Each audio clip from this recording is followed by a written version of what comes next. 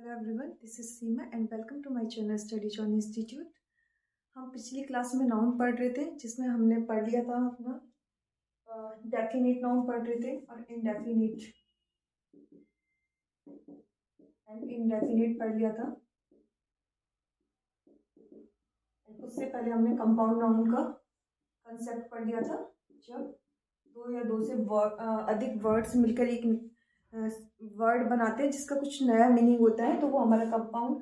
और इसमें मैंने डेफिनेट और इनडेफिनेट में आपको दो रूल्स, इसके रूल्स बता दिए थे कि जैसे हमारी यूनिट होगी वो अगर न्यूमेरिकल है,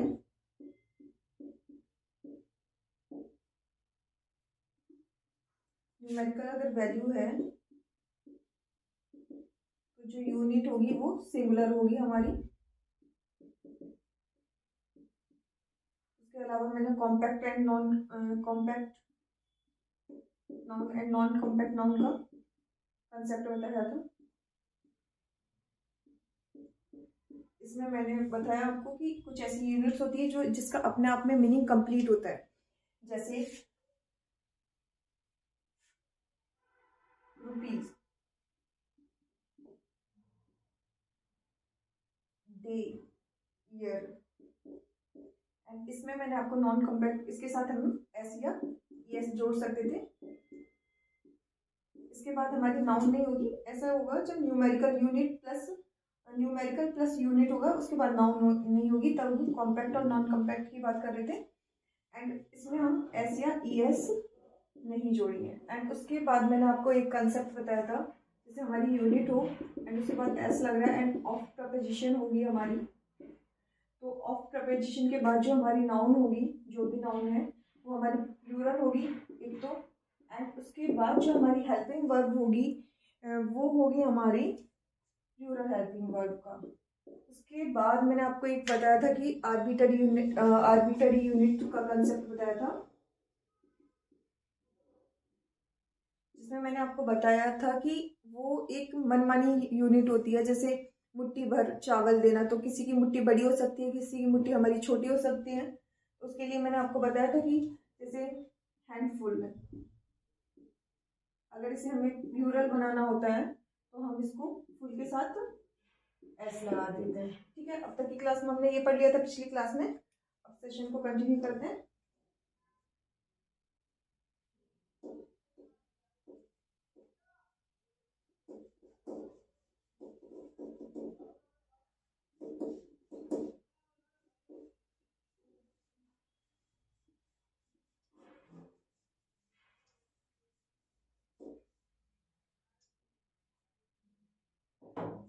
अब नाउन फ्रैक्शन की बात कर लेते हैं हम।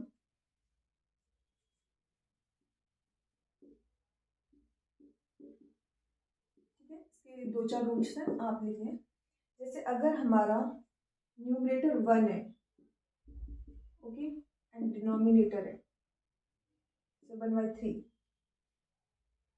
तो एन इक्वल्स टू जब हमारा 1 है और डिनोमिनेटर हमारा एन से, डी हमारा एन से बड़ा है, ये सिर्फ एक याद रहे आपको, इसलिए मैंने आपको ऐसे लिखवा रही हूँ। तो हमें क्या करना है, जब हमारी, तो हम इसके साथ हम सिंगुलर हेल्पिंग वर्ब का यूज करेंगे। साथ के साथ मैं आप सारे जो 3-4 रूल्स हैं आपको लिख लो, साथ के साथ मैं आपकी एग्जांपल करवा रही हूँ।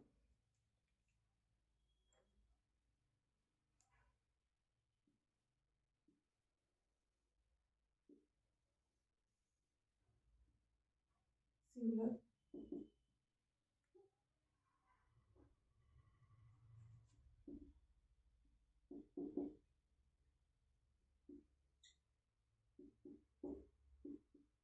हेल्पिंग वर्ब, जैसे 1/3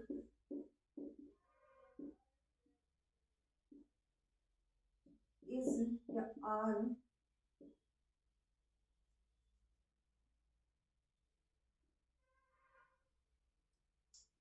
बुक्स,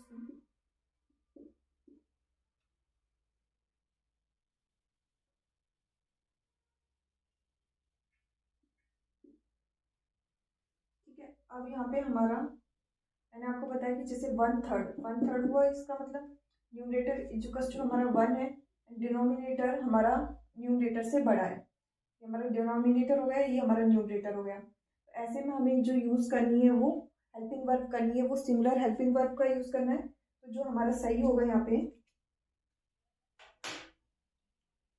वो इस हमारा करेक्ट होगा, एंड आर हमारा जो है वो गलत होगा। ठीक है, अब नेक्स्ट रूल हमारा लिख लो, नोट डाउन कर लो, 1/3। ओके, डिनोमिनेटर हमारा बड़ा है तो सिंगुलर हेल्पिंग वर्ब का यूज करेंगे।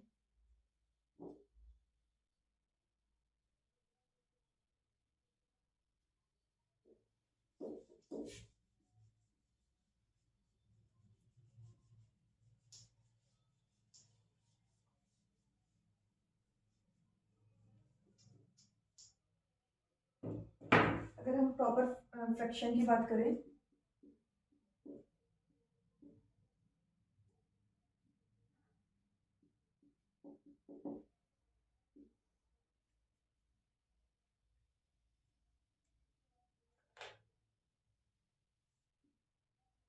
जैसे 3/5, यानी कि n हमारा बड़ा है किससे, 1 से, और ये हमारा डिनोमिनेटर हो गया, डिनोमिनेटर भी हमारा बड़ा है न्यूमरेटर से।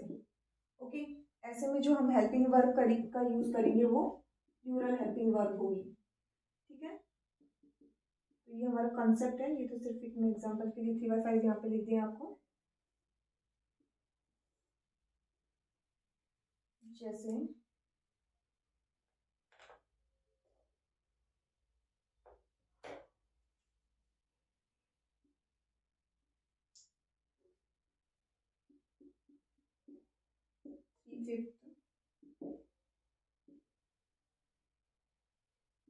इज या आर वॉल,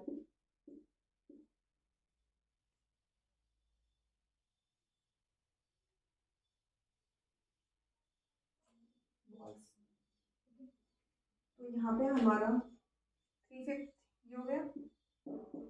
सेम वही चीज मैं जो आपको बताना चाह रही हूँ, न्यूमरेटर हमारा बड़ा है 1 से, एंड डिनोमिनेटर से न्यूमरेटर हमारा छोटा है, तो हम प्लूरल हेल्पिंग वर्ब का सिर्फ एक मैं आपको ऑल ओवर बताऊं तो 1 अगर हमारा है तो ही हम सिंगुलर हेल्पिंग वर्ब का यूज करेंगे। बाकी सारे कॉन्सेप्ट में अभी मैं 3-4 जो बता रही हूँ उनमें हम प्लूरल हेल्पिंग वर्ब का यूज करेंगे। ठीक है, 3/5 और आर हमारा होगा एंड बॉल्स। ठीक है, स्क्रीनशॉट ले लो, देन मैं नेक्स्ट कंसेप्ट बताती हूँ।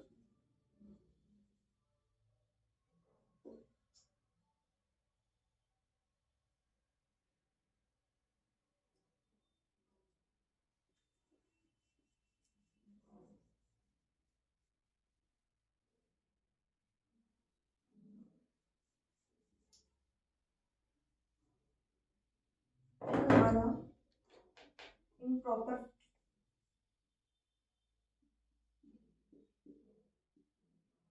फ्रैक्शन है, इम्प्रॉपर फ्रैक्शन में कुछ भी नहीं है, जो हमारा न्यूमरेटर है वो डिनोमिनेटर से बड़ा है, जैसे 5/3। ठीक है, यानी कि n is greater than 1 and greater than denominator. ठीक है, बात सिर्फ यही है। मैथ्स की लैंग्वेज में बोले तो एन जो न्यूमरेटर हमारा 1 से बड़ा है और डिनोमिनेटर से भी बड़ा है, तो हम जो हेल्पिंग वर्ब का यूज लेंगे वो प्लूरल हेल्पिंग वर्ब का यूज लेंगे। ओके, जैसे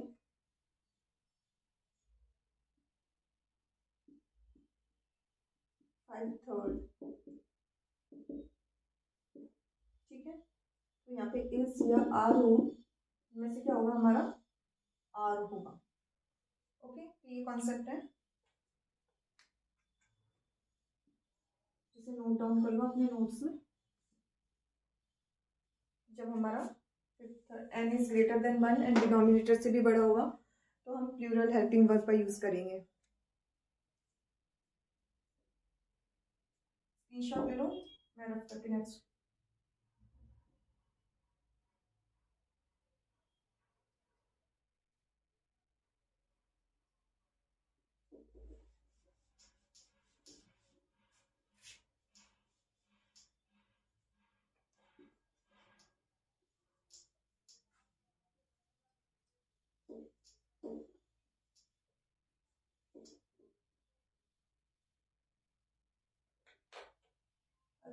हम बात करें अगर मिक्स्ड फ्रैक्शन की,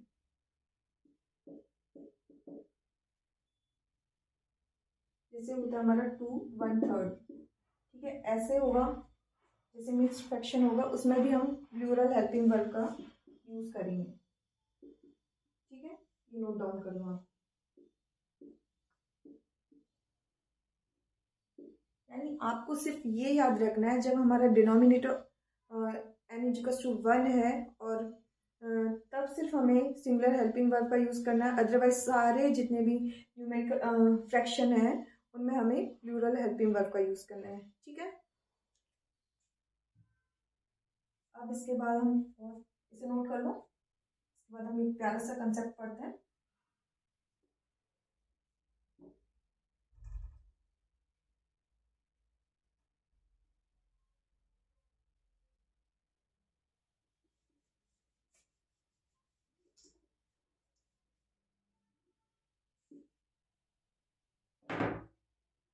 पहले आप कंसेप्ट को लिख लो, फिर मैं आपको उसे clear करवाऊंगी।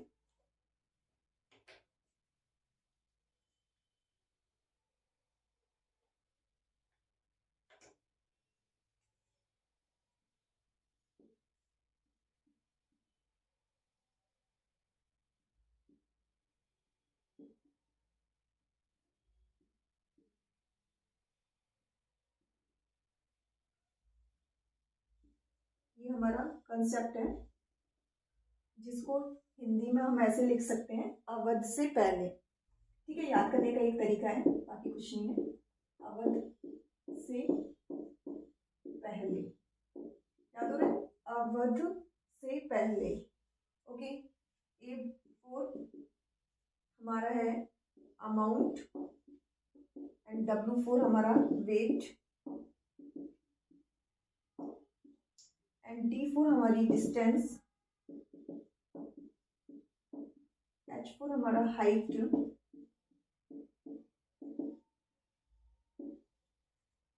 And S4 speed and P4 हमारा पीरियड, ओके। अब बस सिर्फ पहले कंसेप्ट का क्या है, A4 amount, W4 weight and D4 distance, H4 height, S4 speed and P4 period, okay. अब इसमें हमें क्या याद रखना है कि अगर इन सेंस की बात अगर यूनाइटेड सेंस में की जाती है और डिवाइड सेंस में की जाती है, तो हम अगर यूनाइटेड में करेंगे तो सिंगुलर हेल्पिंग वर्ब का यूज करेंगे, और अगर डिवाइडेड सेंस में करेंगे इनकी बात तो हम प्लूरल हेल्पिंग वर्ब का यूज करेंगे, ठीक है। SHV मतलब सिंगुलर हेल्पिंग वर्ब, PHV मतलब प्लूरल हेल्पिंग वर्ब, ओके। अब जैसे मैं आपको कुछ एग्जांपल बताती हूँ जिससे सारा कंसेप्ट बहुत अच्छे से समझ आएगा। 2-3 एग्जांपल से 10,000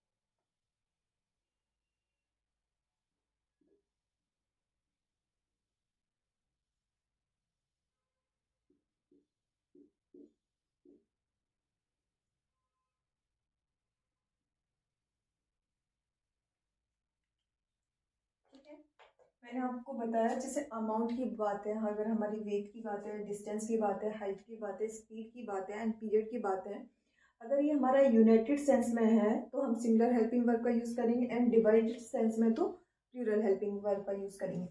अब देखो यहाँ पे 10,000 रुपीज इज या are given to him and 10,000 rupees is या आर डिस्ट्रीब्यूटेड अमॉन्ग बेगर्स। इससे पहले ये कॉन्सेप्ट हमने पढ़ा था कि ये हमारी न्यूमेरिकल वैल्यू है। थोड़ा सा टॉपिक से हट के बात कर लेते हैं जो पहले हमने पढ़ा था।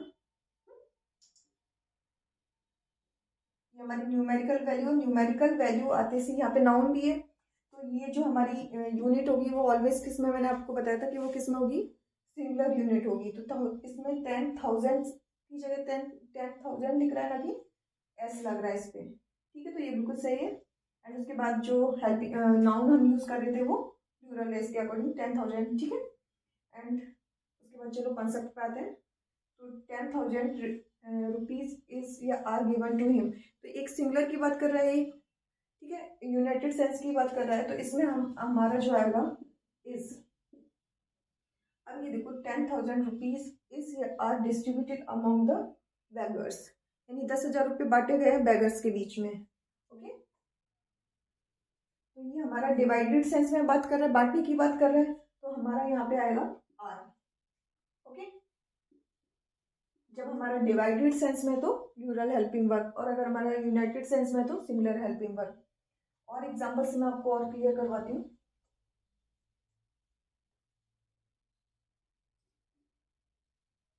स्क्रीनशॉट ले लो आप इसका।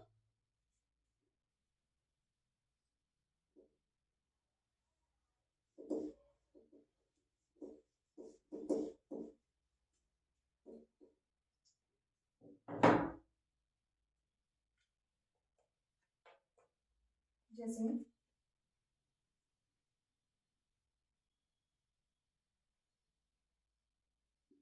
Three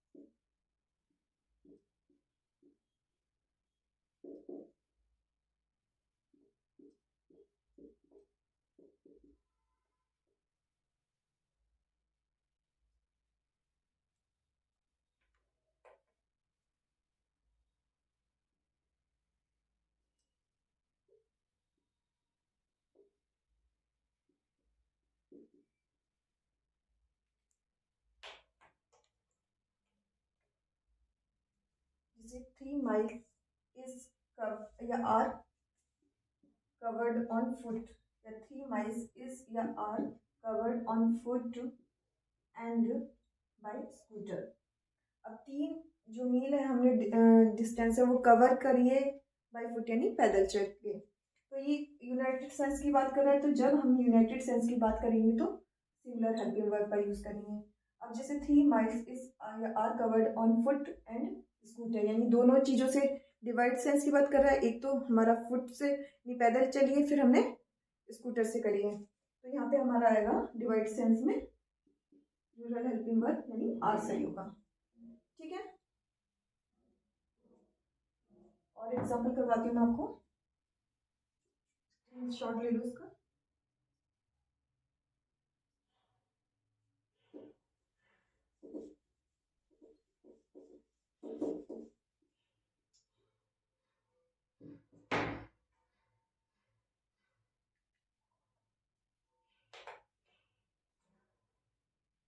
example 10 days